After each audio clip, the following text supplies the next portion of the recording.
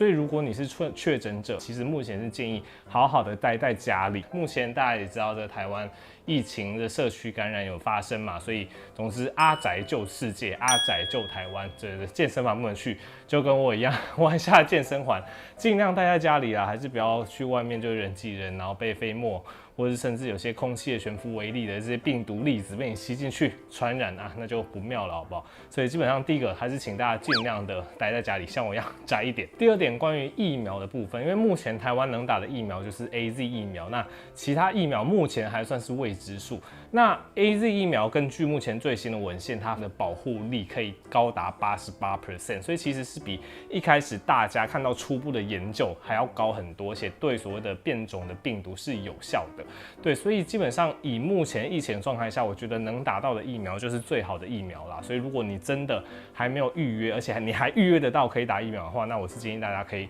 赶紧去预约。那大家比较担心血栓这个副作用，其实跟那个体质啊、基因比较有关。在欧美的人种其实发生率是比较高，那在东亚，就我们东方这些黄种人，其实发生的血栓的几率比欧美小太多了。而且韩国他们大规模接种之后，发生比较严重的不良反应的个案真的非常非常的少，所以我是觉得大家真的比较不用担心这部分。所以如果你还可以预约得到，那赶紧去预约。最后讲一下，因为目前社区感染的疫情持续，那确诊者越来越多，新冠肺炎的患者其实大概70%到80% 都是所谓的轻症，可能是无症状或者是有轻微症状这样子，它并不会造成生命上的危害，大概70-80%。所以呢，目前因为医疗的量能有限，医院的那些负压隔离病房、单人病房还是主要想要留给那些比较重症，可能会需要氧气治疗，甚至呼吸器，甚至叶克膜的那些病患。所以如果你是确诊者，但是你的情况比较没有那么危急，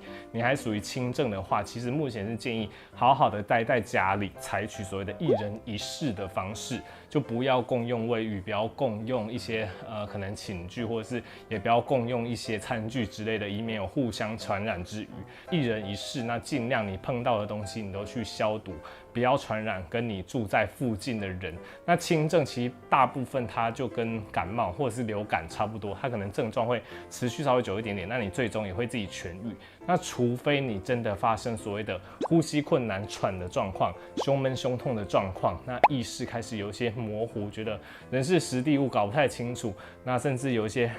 手脚发干呐，那有一些缺氧的表现，这些都是所谓比较紧急的状况。如果有遇到我刚才讲的这4种状况的话，就赶快打1922或者是打119，可能就有去住院的必要。不然绝大部分70%到80% 的人都是轻症的状况下，以目前医疗量能有限的状况来讲，目前还是希望大家可以在家自我隔离。其实绝大多数的人你还是会自己痊愈的，真的不用太担心哦。好的，那我们今天这集简短的新冠肺炎的疫情补充以及宣导就到这边。好，那我是长哥，希望大家可以一起努力来帮助台湾度过这个疫情。我们就下次再见，拜拜。